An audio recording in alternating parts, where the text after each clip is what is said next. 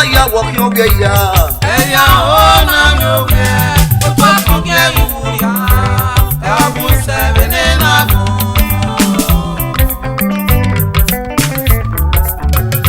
Bueno toma ya walking over ya. Eya ona nyoge, utwa konge yuria. Ebu sebene nago.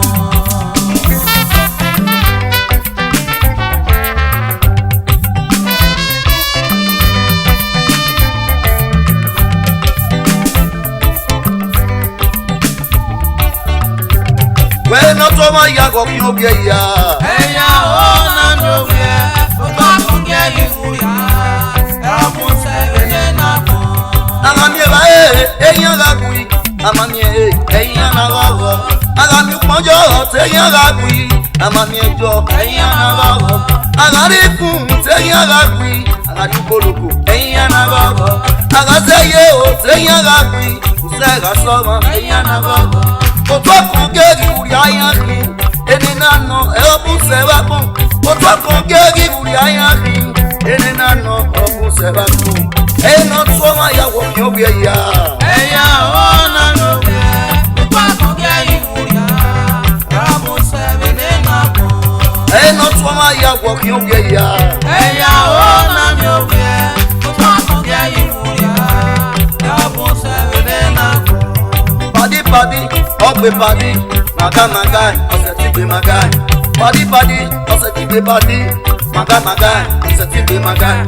Assistant pastor, osetigbe pastor, the member of the great member. Every year no rule for your brother. Hey, yo, can't get a muscle way. Hey, yo, ya know what's for your sister. Hey, yo, can't get a muscle way. Someone come and get to one man give it. Oh, come on, no, come on, the ten by here. Ematana na oge, igwe matana Ematana na oge, igwe matana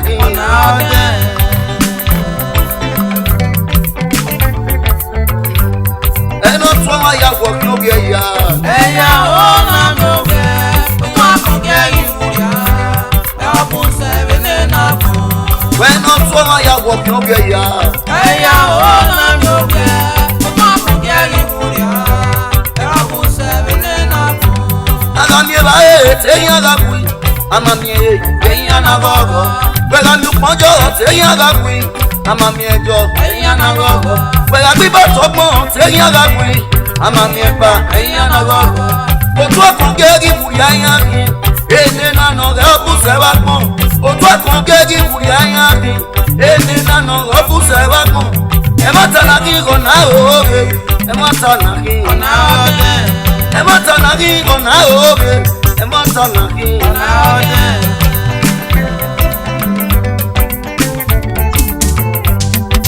Padi, osetigbe padi, maga, obebe maga. Padi, osetigbe padi, oh, maga, osetigbe maga. Every year no rule for your sister. Hey, yo, can't get a muscle wow. Hey, yo, ya know for your brother. Hey, yo, can't get a muscle wow. Osama Pama get over my baby. Oh, no, my day, right here.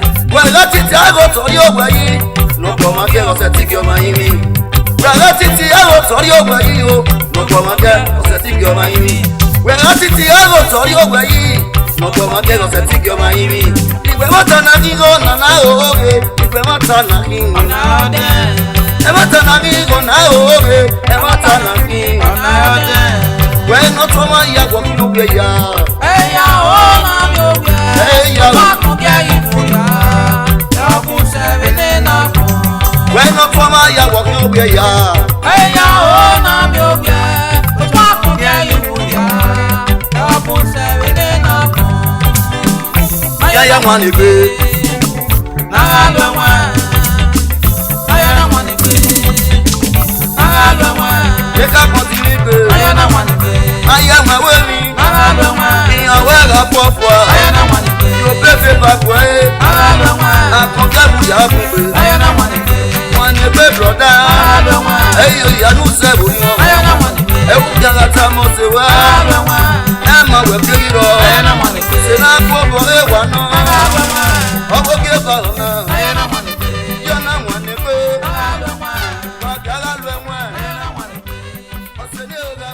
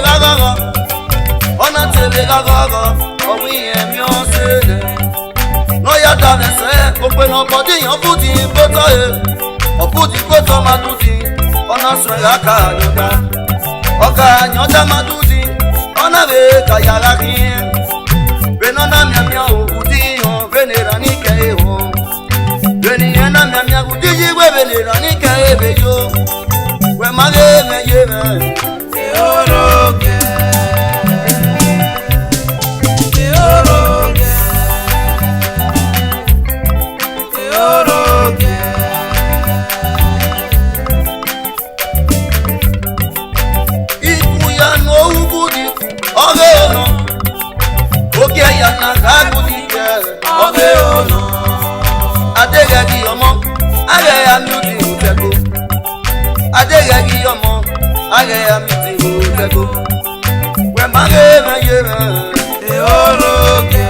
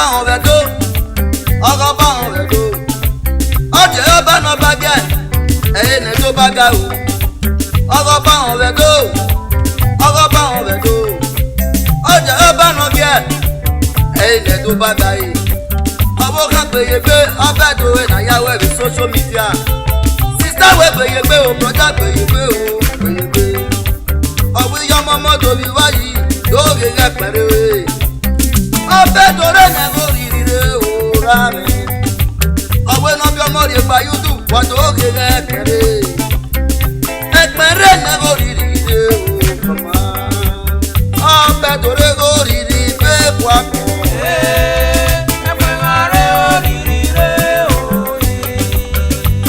ọbẹdo ẹyẹ nàbó kan yàtọ̀ lákàn iyọmọlá o yàgbó ìwà kún wọn ọbẹdo ẹyẹ nàbó kan yàwó ẹbí social media ẹrọmọlá o yàgbó ìwà kún wọn ọbẹdo rẹ kò rírì pé kwakọ.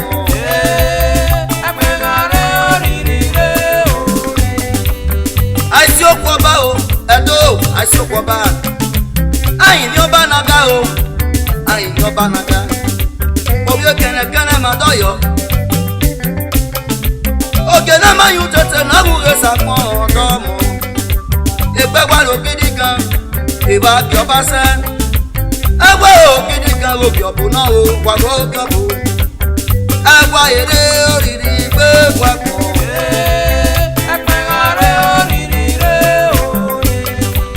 Anyabọba o anyabọba òkúta wẹgbẹ náà fẹkẹrẹ ẹ ó fẹ ọkà kúta ọba ní ọba èrè kó tó wà lọkọ kéré yíyá ọmọ gbòbí wá pọn o eré ọmọ gbòbí wá pọn o àgbẹ o ìnárí àsọba ọba ìtẹmọ o ẹnìkà o nà ọgbìnà àgbẹ o ìná sọtẹgbà ọba mẹtẹbọ ẹnìkà o nà o nà ọgbìnà ọba kàyí ní ọba náà wíyẹn yá bọ wọn àsán ẹ tọdọ lọlẹ lọmọdé òye adéhùn náà yìí ní ọba náà wíyẹn yá buwẹ àsán ẹ tọdọ lọlẹ lọmọdé òra mi ọbẹ dòre òrìrì gbé kwakọ.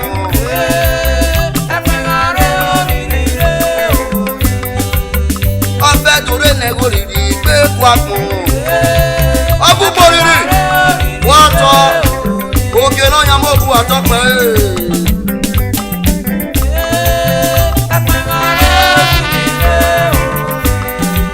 ìjọba mọ́ bòbí wọ́dé èrò mọ́ wẹ̀kú wẹ̀kú wá. ọbẹ̀dọ̀ ẹ̀yìn náà wọ́n kan yàtọ̀ lákàn. ọjẹ́ ọba náà kí ẹ̀yìn náà tó bá ga yé.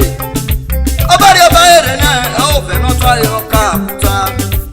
ọjẹ́ ọba náà kí ìgbẹ́ ẹ̀yìn náà tó bá ga yé. ọba rí ọba èrè náà ẹ ò fẹ́ náà tó ayọ̀ ká kúta ọba mẹ́tì ẹ bá wo ẹnìkà ò nà pinna àjẹgẹ́ náà wọ́n bẹ́ẹ̀ mi ọ̀pọ̀ èèyàn yàpọ̀ máa ká sàn ẹ́ lè lọ́mọ rẹ̀ ọba mẹ́tì ẹ bá wo ẹnìkà ò nà pinna ẹ̀sìn òkú àpá ẹ̀sìn òkú ọba o ẹ̀sìn òkú ọba ọbẹ̀ dòre òrìrì gbé pàpọ̀.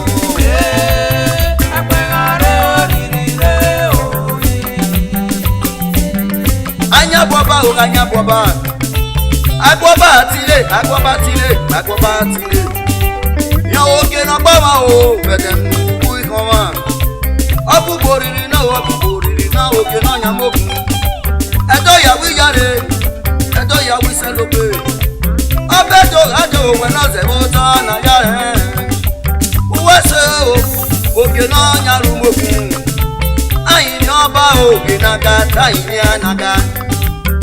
ọbẹ̀ dòre òrìrì gbogbo àpò.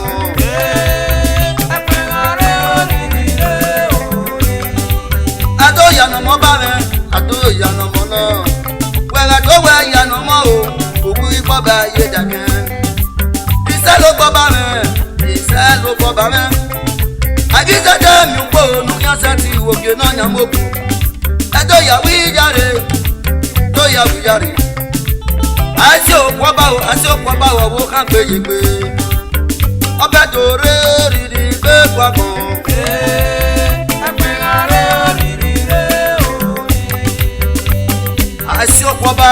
ọba ọ̀rẹ́dó agbọ́ bọba anya bọba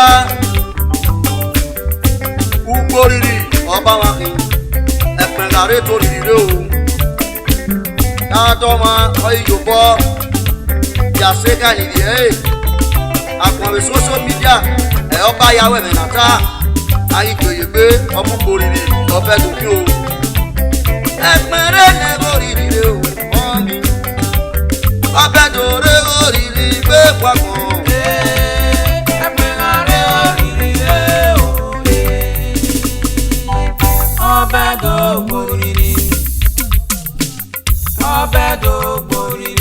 Oge náà nya umokun. Ọbẹ̀ dògbò rírì. Ọba rọba rọba. Ọbẹ̀ dògbò rírì. Ọba ra tọpẹ e. Ọbẹ̀ dògbò rírì. Rọba rọba rọba. Ọbẹ̀ dògbò rírì. Ọbùgbò rírì ní màá yá ya yo. Ọbẹ̀ dògbò rírì. Rọba rọba rọba. Ọbẹ̀ dògbò rírì. Wẹ̀sẹ̀ oge náà nya umokun o. Ọbẹ̀ dògbò rírì. Àyìn ọba rẹ̀ nàgbà e. Ọbẹ̀ dògbò rírì. Ẹ ọbẹ̀ náà tọ́ ẹ̀ ọ̀nà kakuta. Ọbẹ̀ dògbò rírì. Òkúta wo pe nà lé òfẹ́ kéré. Ọbẹ̀ dògbò rírì. Àìsí òkú ọba yìí mọ́. Ọbẹ̀ dògbò rírì. Oge náà nya umokun dọ́mọ. Ọbẹ̀ dògbò rírì. Èsà ló gbọ́ ọba wọn. Ọbẹ̀ dògbò rírì. Àmì òpònú kí á sẹ́tì wù bàbá.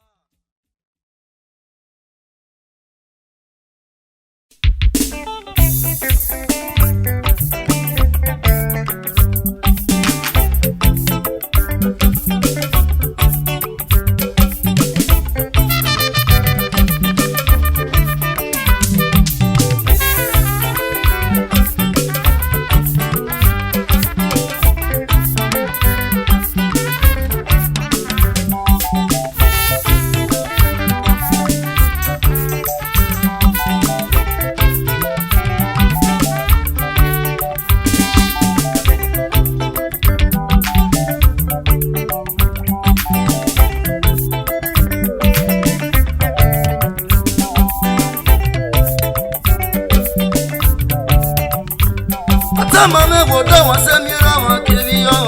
Ọ̀gìrà mi. Ọ̀gìyè mi.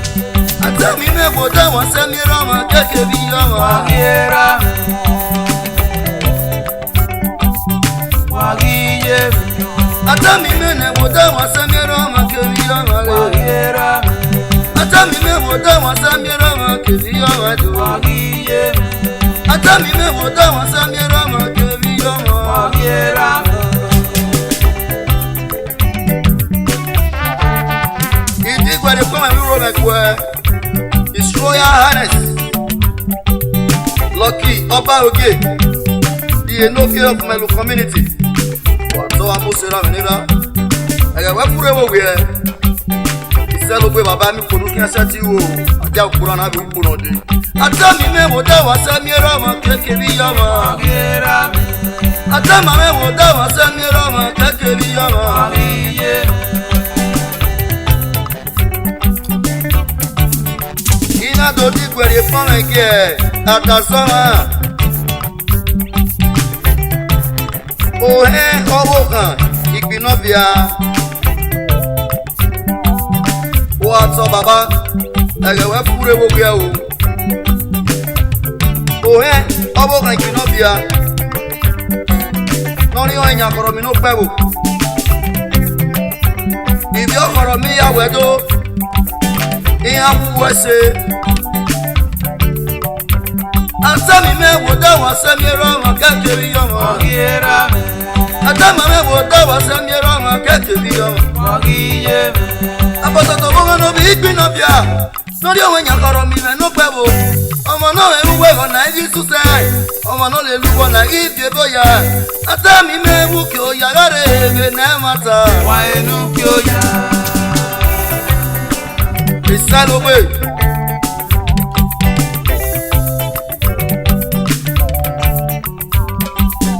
Iná mẹ́tò láti fẹ́ náà.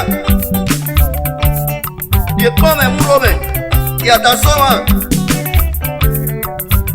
Olóbá sàkùnrin pẹ̀lú. Comrade Joshua Edo Wato Amoseu Wisdom leader Atami mebu kyo yagare benemata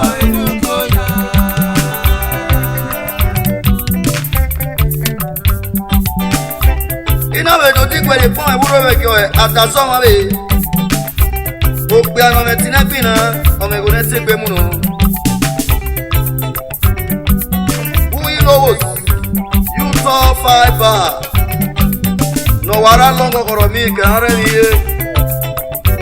Wato. We cannot canopi. Opwe. Atami me woda wasamiera makakeri yama. Atama me woda wasamiera makakeri yama.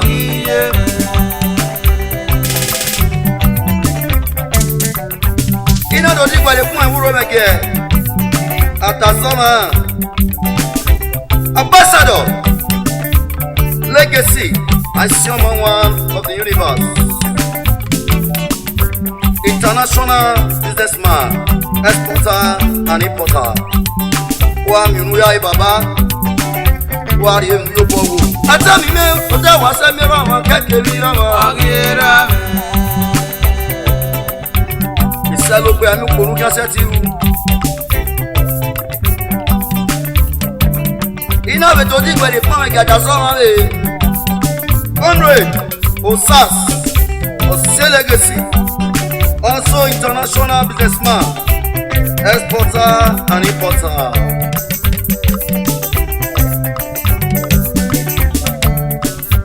Iwaga mi me woda wa samira ma kekeri yo Atama me woda wasamira makakeri yama Atama me woda wasamira makakeri yama Eva veye Honorable Lamidi international businessman Osas legacy winagi o atazoma Ayo also international businessman exporter and importer Wato dune kunorame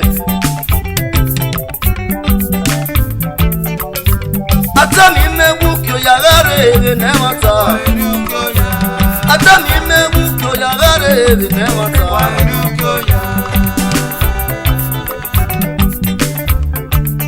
Ina we to digwerie no me buro me kiata soma Friday ebebodi businessman Wato ọmọ tún ní gbọ́ bọ̀mọ̀ ráyó Atami mẹ́bù kí o yàrá rẹ̀ èbì nẹ́wọ̀ta Ìwọ́ta mi mẹ́bù kí o yàrá rẹ̀ èbì nẹ́wọ̀ta Atami mẹ́bù kí o yàrá rẹ̀ èbì nẹ́wọ̀ta Ewa beye ọ̀tẹ́ni yáyó Honorable Dr. Naira Wato Yobonu jebe pe me fi po wori e o Atami me wo da won samira mo kekeri yono Atami me wo da won samira mo kekeri yono Eba beye Chief Dr. Hollywood Obi umelu no pe o Wato Amoseu Ogun abu umelu ya to Kuya selogbe ami kori an kaseti u Ewa beye ga da so wa Mr. Lucky Eto soma Eramena onya Freedom Rangers Oye kokpa webunu pe wo Atami me wo da wasamira ma kekeri yono Atami me wo da wasamira ma kekeri yono Atami me wo da wasamira ma kekeri yono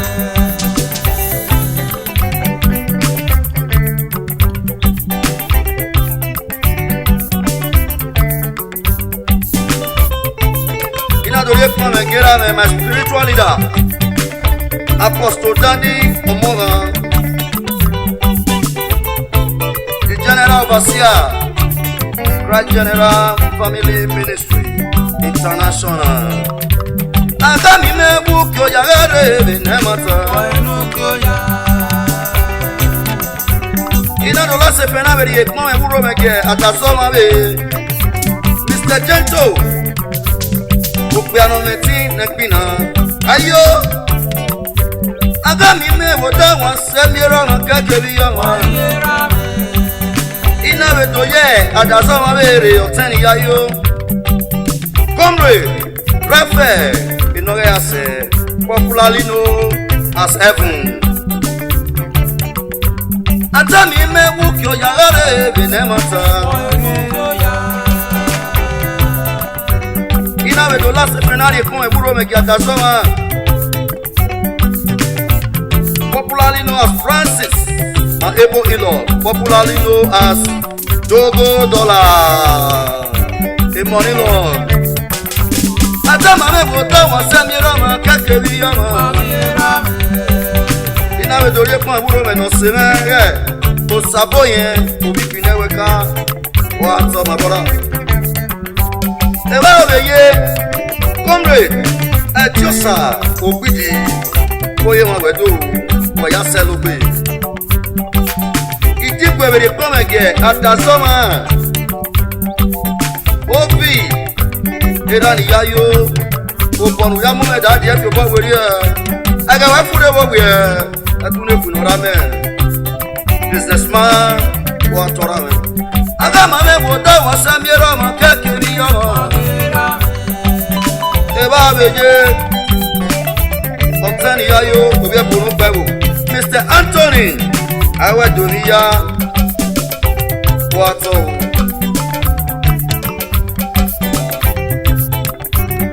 we dey come again.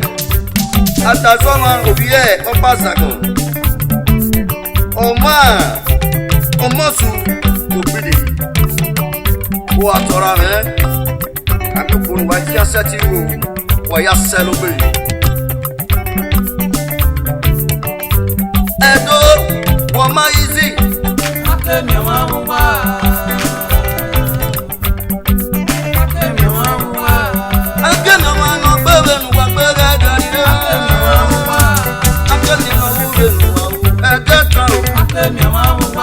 Akemi na wiyo ko benu legacy. Akemi wa wa. Akemi wa na benu pe la miti. Akemi wa wa. Edo wo ma easy. Akemi wa wa. Akemi na wiyo ko benu wa ma easy. Akemi wa wa. Wa ya wa wese. Akemi wa wa.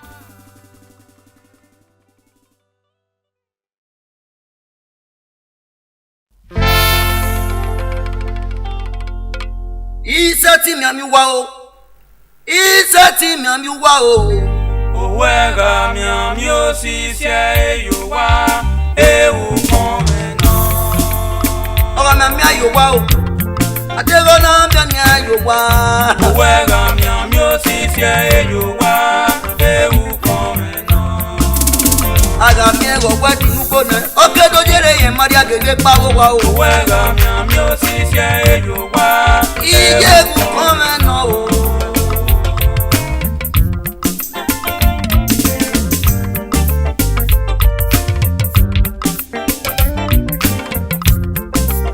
Isati mi ami wa o. Solution setare no tuma o. Owega mi ami o si se eyo wa. Ewu kon me na. Isati mi ami wa o. Solution setare no tuma. Owega mi ami o si se eyo wa. Ewu kon me na. Ire o. Ire dori e kon mere o. Agboye ma ki o tu wa. Ire dori uro mere o. Agotu no mo ba medo. Ire dori e kon mere o. Agboye ma negbe na wese. Awe na wa ya do. Ire o. Ire dori e kon mere o. Idole wo wa ki o tu me. Ire dori uro mere o. Wa dogo tu no mo ba medo. Ire dori e kon mere o. Agboye ma negbe na wese. Awe na wa ya do. Aparo ko to re ne. U fi wa go ma go. Agba okoto rene. Ubi wago mago. Agba okoto rene.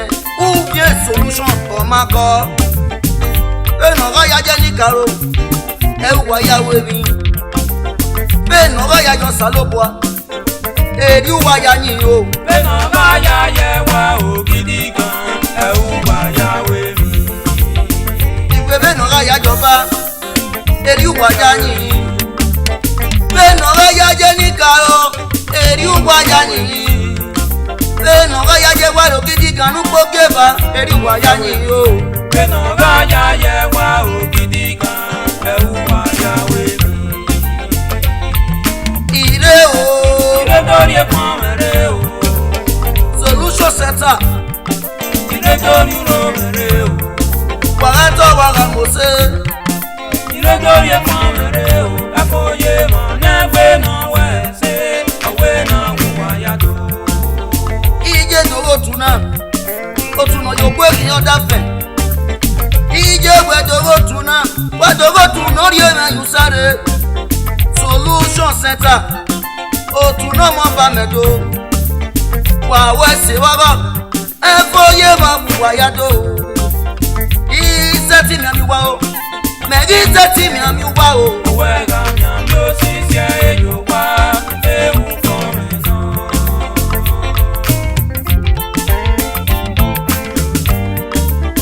Ikikwari pome bue. President of the Solution Center. Ambassador. Okay, Isokma. Okay, Michael. AKA One Love. Wato wera mose. Wera to wera mose. Papa wera owe mi yawu. Uma owe mi yawu. Agba okoto re ene baba. Ubi wera mago. Eva Beya Dazoma, Vice President, Solution Center Worldwide. Comrade Henry Inamuna, aka Baba Nera. Agba okoto re ene baba. Ubi wera mago. Agba okoto re ene. Ubi solution mago. Agba okoto re ene. Wa komago o leno ayaye wa yo gidi kan o ewu wa ya we e ba be ye Mr. Otuwa Odunoga Secretary of the Solution wa to amoso oye ma wedo indi gwari pon mere o Prince Efosa Igbo yala wa to baba Spiritual leader, Solution Center Worldwide. Ire o. Iredori ekwamere o. Efoye ma ki o tuwa resese. Iredori uromere o. Agbe no wo ma se. Iredori ekwamere o. Efoye ma negbe na wese. Awe na wuwayado. Eba beye. Era ni ayo. Ambassador Iseko Aza Wato amose era ni yayo tule burame Iseti mi ami wa Meri seti mi ami wa o Wega mi ami osisi eyo wa ewu kọrin Inawe to digweri e kon me buro me Ke my committee chairman Honorable Trust Gbogbo Wato Amoso Committee Chairman Solution Center Worldwide Iwi mere Iredori ekwamere o. Logun mepon me na umese o Iredori uromere o. Adogun mepon otu na mo ba medo Iredori ekwamere o. Afoye ma negbe na wese. Awe na wuwayado. Ire o Iredori ekwamere o. Agbe no wo ma se Iredori uromere o. Ru dede na gwe Iredori ekwamere o. Afoye ma negbe na wese. dorie pon me buro me gera me ni toto akpakpa nobiolita executive member solution center Efoye ma negbe no wa ese Awe na wuwa ya do. Ewa beye Comrade Stanley Ibinobia Awe na wuwa do Efoye ma negbe no wa ese Awe na wuwa ya do. Ina be dori pon ewuro me ki ataso wa o ma be Monday odige wa wese bute iwa pa okoto re ne baba ku mi wa go ma God e ba be ye honorable Saint Osas wa to amose o ina be dori pon me ki ataso wa Mr. Sonny Ikomosa international businessman, exporter and importer. Also a member, Solution Center Worldwide. Ire dorie pon mere o. Iwuwa ya wa wese. Ire dorie ro mere o. Megbe no wi obo me. Ire dorie pon mere o. Efoye ma negbe no wese. Awe na wuwa ya do. Ina be tojo mare ataso wa. Also international businessman, Comrade Rotimi, also a member of Solution Center. Ire dorie pon mere o. Foye ma wuwa do. Ire dorie pon mere o. Apa okoto re egun fi wa go ma ko. Ire dorie ro mere o. Iwa apa okoto re egun fi wa go ma ko. Ire dorie pon mere o. Efoye ma negbe no wese. Awe na wuwa ya do.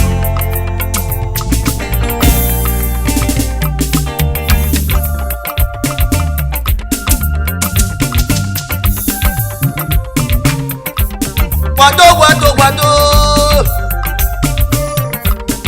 Solution Center me go no tu me Abera no ge ni mayara Oke won lo fi me ni mo sere na daze Ope no me ti ge na kina Ope no me go ge na tepe mu Ere me ka ma me wa gbogbo Iye me ka ma me wa gbogbo Akwa yo wi ki agbogbo agbogbo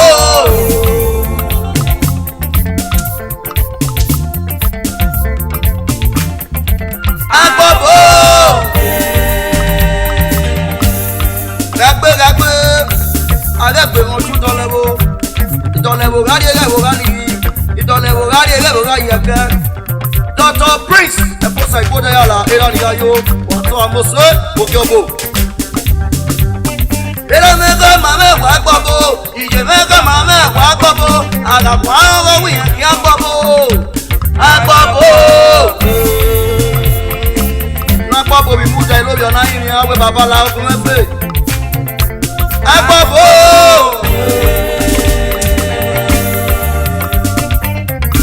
otu dolewo momo ba medo wa to wa mose Solution Center le no tume wa wese bute Abio boy o ye ke ni gade o me ti garwa o to jare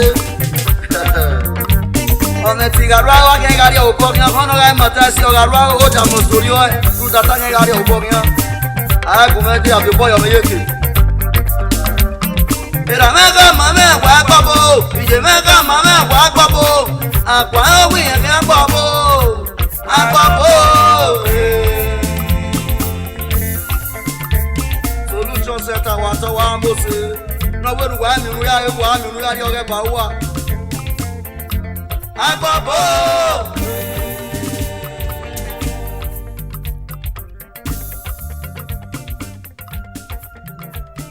Igbera mega mame we agbogbo ije mega mame wa agbogbo wa ga kwa wi ki agbogbo agbogbo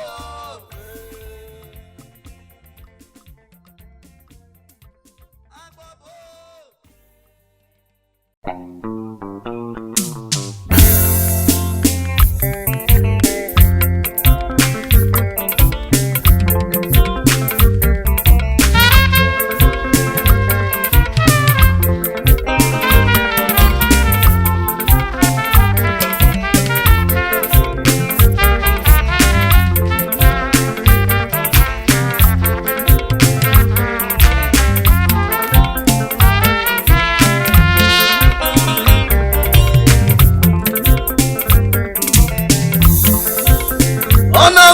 no beni go befo.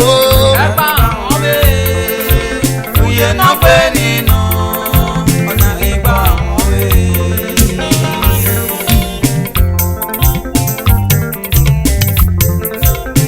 Ọ̀nà oyè no beni go befo.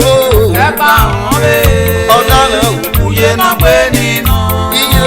Ọ̀nà ìgbà àwọn bẹ́ẹ̀.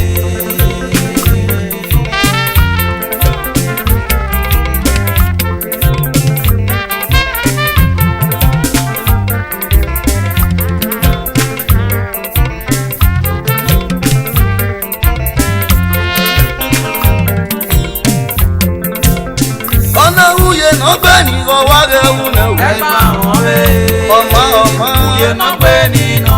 Iye. Ọ̀nà ìgbà àwọn bẹ́ẹ̀. Kama me go masunu. Mo me jagi mi na je. Kama me go masunu. Mo me jagi mi na je. Toto di maro. Deke nunguri o gabu. Deke nunguri. Mo me de go masunu. Mo me jagi mi na je.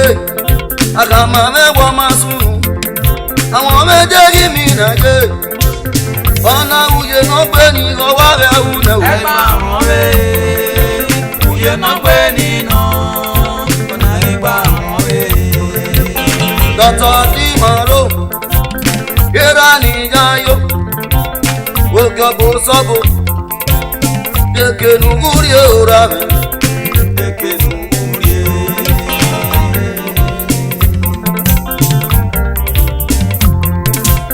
Wọ́n wà wà fún ènìyàn ọmọ kíyàn yá lè pé lò sanari òkúwe náà ọmọ kéyìí ó ọ̀sá yìí ìjẹ́rí àgbọ̀njẹ́ yà kíná mi ọmọ sábì ọmọ sẹ́lógé kéèké nùgúrí òògà bò. Kéèké nùgúrí. Ọ̀nà òye náà gbé ní ìbọn pé fò. Ẹ̀pà àwọn bẹ́ẹ̀. Iye. oyè náà pé nínú. Wàhálà Ọ̀nà ìgbà àwọn bẹ́ẹ̀.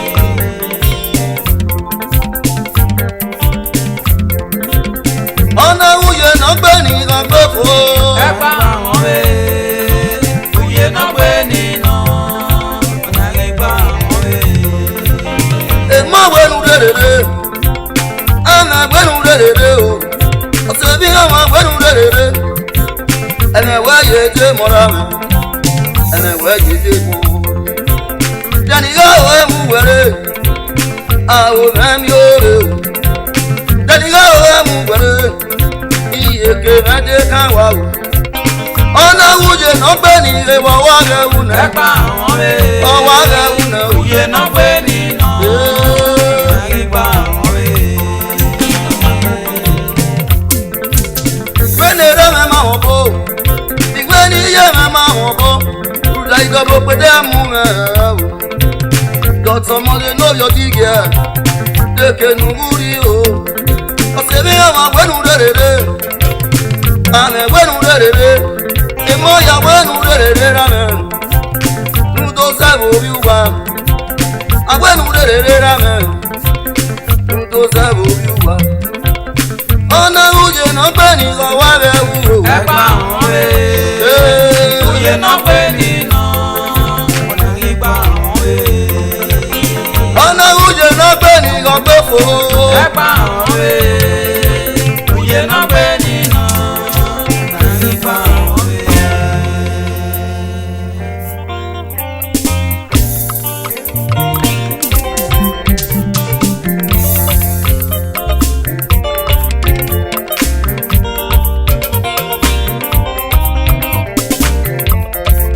Ògbénu ọmọ bọ wúwé ti màró. Ọ̀gá mi ò bọ́yá yó. Ọ̀gá mi ò bọ́yá pẹ̀ ó. Ọ̀gá yó. Ẹ̀fọ́ ọmọ ẹ̀tọ́ lọ́wọ́ òkè ọ̀bùn sọ́bù. Àgbọ̀nyíkẹ́ gòkè wú. Òpó náà ọmọ bọ wúwé ti màró. Ọ̀gá mi ò bọ́yá yó. Ọ̀gá mi ò bọ́yá pẹ̀ ó. Ọ̀gá yó. Ọjọ́ náírà rẹ̀ òwúrọ̀. Dèkénu wúri o, dèkénu wúri o, yẹ́gẹ́dì. Òpìà náà yẹ gbàgbá sànà lè wọ́n má rí ọpíà.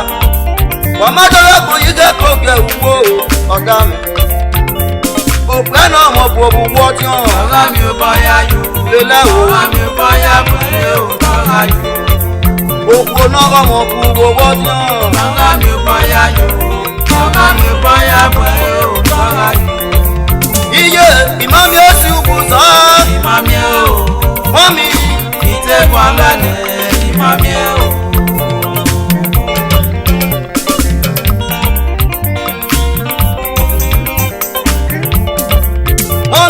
Mami esi ubuza. Ìmàmí ẹ̀ o. Ìtẹ́kùn alẹ́ ìmàmí ẹ̀ o. Iya season de doctor di maro no dollar de. Oda mami esi ubuza o ye. Iya season de na ya yore no dollar de. Iye oda mami esi ubuza o mami. Iya season no dollar ye. Iye mami esi ubuza o oda mami. Iye imami esi ubuza. Ìmàmí ẹ̀ o. Mami o. Ìtẹ́kùn alẹ́ ìmàmí ẹ̀ o. Ami esi ubuza. Ìrànà bàbá rẹ̀ lẹ́rí wá àpọ̀jù arọ yìí. Imami esi ubuza imami ẹ̀. Mẹ̀tọ́bà mẹ́tẹ̀kù alẹ́ ni imami ẹ̀ o. Ìzọ́ni dọ́tọ̀ di màró náà dọ́lọ́gọ́lọ́ rájáyé. Ìzọ́ni dọ́tọ̀ di màró náà gẹ́dẹ́gàdé. Ọ̀gá kàbọ̀dà mẹ́lẹ́ ní esi ubuza ìmọ̀ o. Ugbo pọ̀wọ́ yan jẹ́rì àṣẹ o ọ̀dà mi. Mami esi ubuza o. Ìmàmí ẹ̀ o. Wáyé o. Ìtẹ́kùn alẹ́ ìmàmí ẹ̀ o. Ìtẹ̀sẹ̀ lọ́jọ́ lẹ́rẹ̀ ní ìrànlẹ́. Eré mọ́ ọ̀nà bọ̀dá. Ìtẹ̀sẹ̀ nẹ̀gẹ̀ náà yá yọrí lọ́dọ̀ lọ́wọ́ jáyé. Ọ̀dà mẹ́ ojú ìwú ya èrè o. Lọ́bí ẹ máa wú rè tọ̀fìyà. Lọ́bí ẹ máa wú rè tọ̀fìyà. Iye èrì mami esi ubuza. Ìmàmí ẹ̀ o. Mami o. Ìtẹ́kùn alẹ́ ìmàmí ẹ̀ o.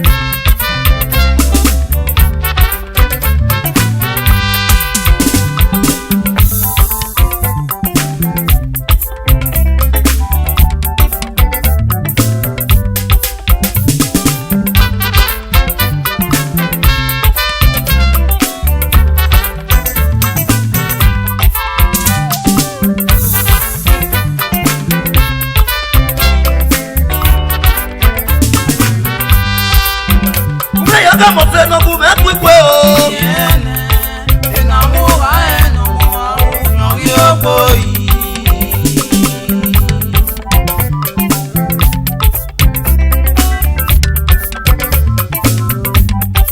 Damo mi yere no bu me kwikwe o. Yene, enamora enamora nyori oboyi.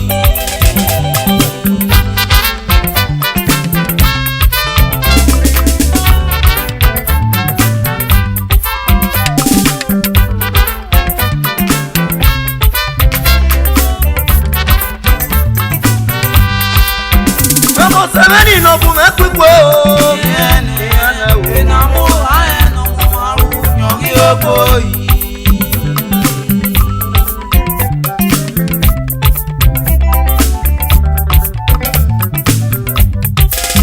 Damo yere no bu me kwikwe o. Yene, enamora enamora nyori oboyi.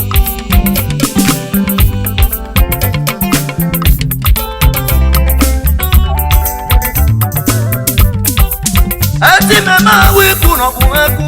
Wo ma clear. Eti me ma wi ku no bu me ku. Wo ma de yo. eti mema wiku no bumeku o makle Tiwe ni isi egbe nunu ila odete no ke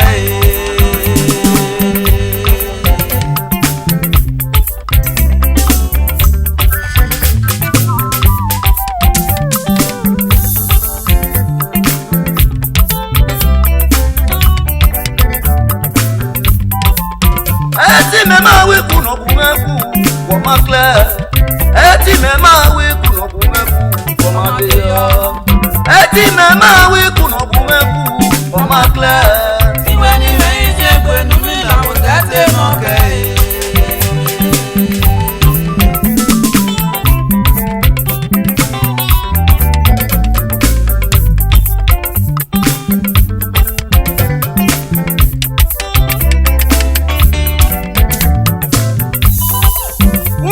mo fe no ku ekwekwe o ina mu ha no mo aru yogi oboyi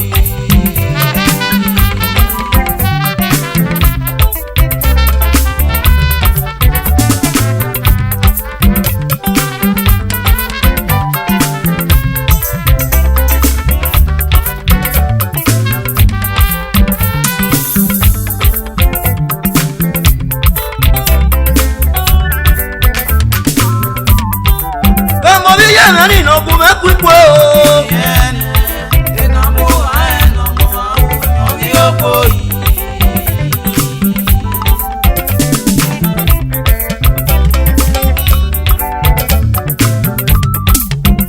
eti mema wiku no ku eku o makle eti mema wiku no ku eku o madeyo eti mema wiku no ku eku o makle Tiwe ni isi egbe nunu ila odete no ke